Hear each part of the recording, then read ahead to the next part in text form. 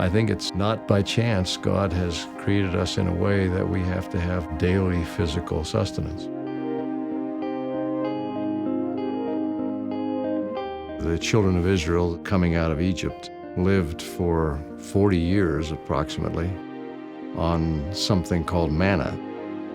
They couldn't have lived from hunting, and their lifestyle was such that they couldn't be planting. So they really didn't have an alternative. God was, in essence, providing their daily sustenance.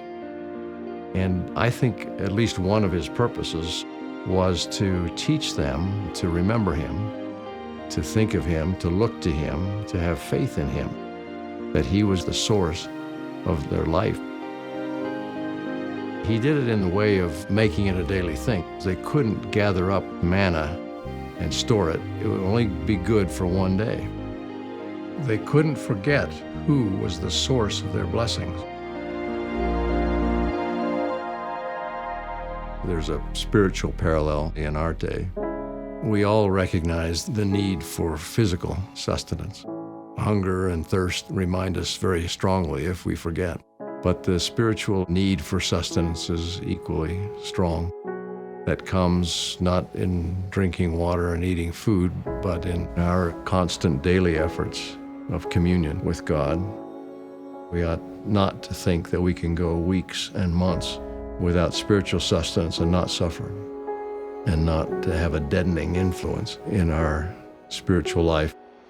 Acknowledging the reality of our need for a daily spiritual ministration or manna helps us increase in our courage to do the right thing and to serve others more than we would have if we ignored God.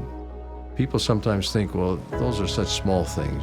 Prayer, immersing ourselves in the scriptures, pondering, meditating. How can that really produce a significant difference in a person's life? But it does.